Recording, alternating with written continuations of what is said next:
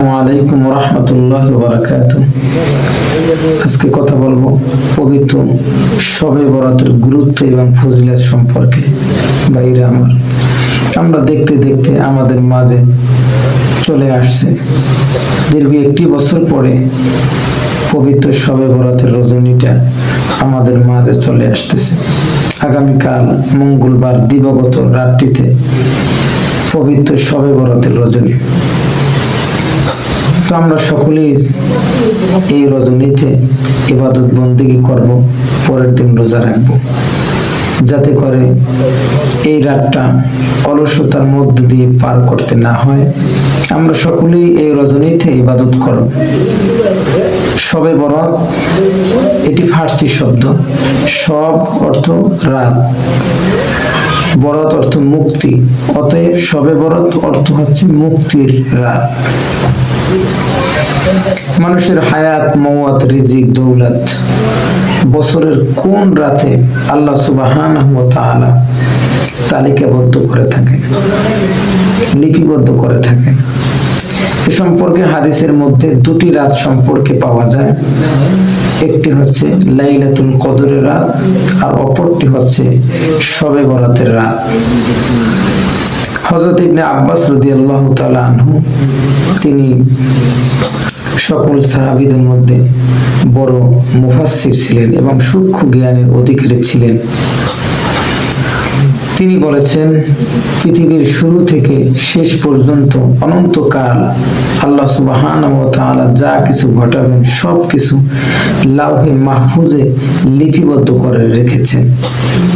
সেখান থেকে আগামী এক বছরের জন্য যেটা বাজেট করবেন তালিকাবদ্ধ করে আল্লাহ সুবহানাহু ওয়া তাআলা এই রজনীতে ফেরেশতাদের কাছে হস্তান্তর করেন, তাদেরকে বুঝিয়ে দিয়ে থাকেন। এই রাতটাকে বলা হয় মুক্তির রাত। অর্থাৎ আল্লাহ সুবহানাহু ওয়া তাআলা মুক্তি দিয়ে থাকেন, নাজাত দিয়ে থাকেন বান্দাদেরকে। বিপদ আপদ বালা মুসিবত থেকে আল্লাহ সুবহানাহু ওয়া তাআলা এই রাতে মুক্তি দিয়ে থাকেন। হাদিস শরীফের মধ্যে এসেছে, ইযা কানাত লাইলাতুন নিসফি মিন শাবান ফাকুমু লাইলাহা ওয়া সুমু নাহারাহা। আল্লাহর হাবিব সাল্লাল্লাহু আলাইহি ওয়াসাল্লাম বলেছেন, তোমরা এই রজনীতে ইবাদত করবে, রাত জেগে ইবাদত বন্দেগী করবে এবং পরের দিন তোমরা রোজা রাখবে। সুবহানাল্লাহ। এই আমলটা আমরা করব সকলেই। এরপর আল্লাহ রাসূল সাল্লাল্লাহু আলাইহি ওয়াসাল্লাম বলেন, ফাইনাল্লাহ তাআলা ইয়ানজিলু ফিহা লিগুরুবিশ শামস।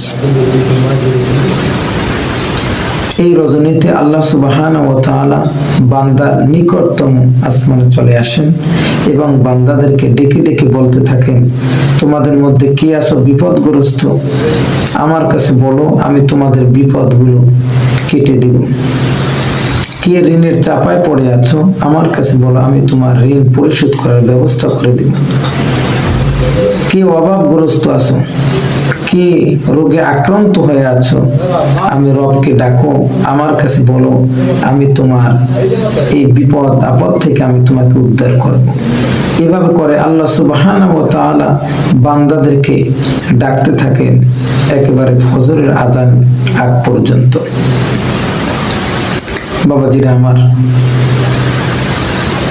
যদি কাউকে কোশ্চেন করা হয়, প্রশ্ন করা হয়, পৃথিবীর মধ্যে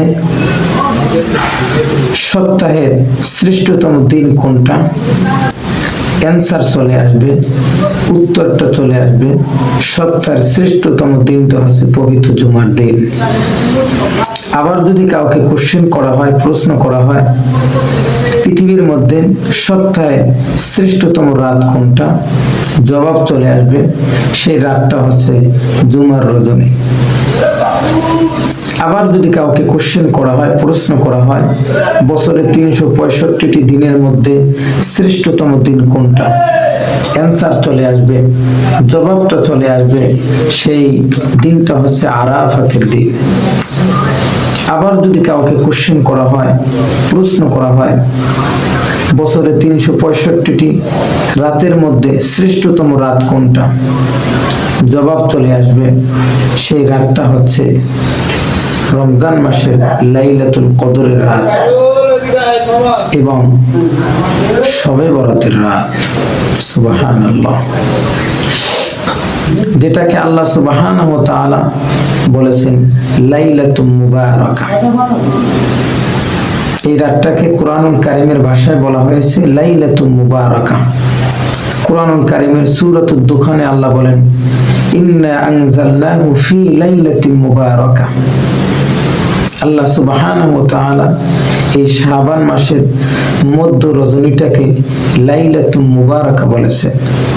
জমহুর মুহাদ্দিস মুফাসসির তারা বলেছেন কোরআনুল কারীমের সূরাতুল কদরের আল্লাহ বলেছেন ইন্না আনজালনাহু ফি লাইলাতিল কদর।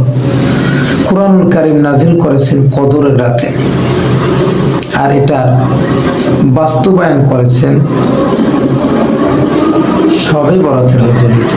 সুবহানাল্লাহ। জমহুর মুহাদ্দিস মুফাসসির তারা বলেছেন কোরআনুল কারীম নাযিল করেছেন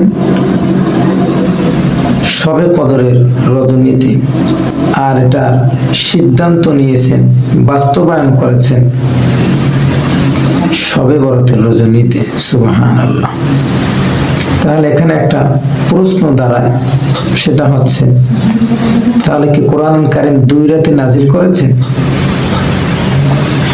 আমাদের পৃথিবীর নিয়ম, পার্লামেন্টারে, সংসদে যিনি স্পিকার থাকেন, যিনি প্রধান থাকেন, তিনি একটা বিষয় একদিন উপস্থাপন করেন, একদিন পেশ করেন, আবার আর একদিন কি করেন? পাশ করেন। তাহলে কি একদিন পেশ করে আর একদিন পাশ হয়? ঠিক তদ্রুপ ভাবে কোরআনুল কারীম আল্লাহ সুবহানাহু ওয়া তাআলা নাযিল করেছেন, একদিন পেশ করেছেন।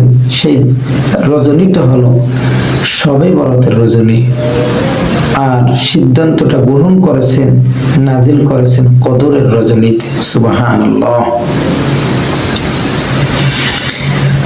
কোরআনুল কারীমের ভাষায় যাকে বলা হয় লাইলাতুম মুবারাকা। হাদিসের ভাষায় বলা হয়েছে লাইলাতুন নিসফি মিন শাবান। তাফসীরের ভাষায় বলা হয়েছে লাইলাতুল বরাত। বাবাজিরা আমার, অত্যন্ত দামি রাত। মানব সৃষ্টির 50,000 বছর আগেই আল্লাহ সুবহানাহু ওয়া তাআলা কে হতভাগা, কে দুর্ভাগা, কে জান্নাতি, কে জাহান্নামী, কে মরবে, কে বাঁচবে, সমস্ত কিছু আল্লাহ সুবহানাহু ওয়া তাআলা তালিকাবদ্ধ করে রেখেছেন। আর ওখান থেকে আগামী 1 বছরের জন্য কে বছরে এই শবে বরাত থেকে আগামী শবে বরাত পর্যন্ত এর মধ্যে কে বিয়ে শাদী করবে, কে দুনিয়ায় আসবে, কে মৃত্যুবরণ করবে, কে কতটুকু ইনকাম করবে, সমস্ত কিছুর একটা তালিকাবদ্ধ করে ফেরেশতাদের কাছে দেওয়া হয়। তাহলে অত্যন্ত দামি রজনী এটা। আমরা সকলেই এই রজনীতে ইবাদত করব, আল্লাহকে খুশি করব, কান্নাকাটি করব, রোনাহাজারি করব।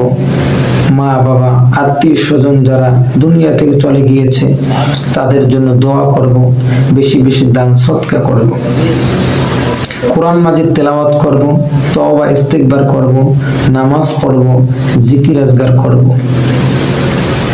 আল্লাহ সুবহানাহু ওয়া তাআলা আমাদের সকলকে এর উপর আমল করার তৌফিক দান করুক।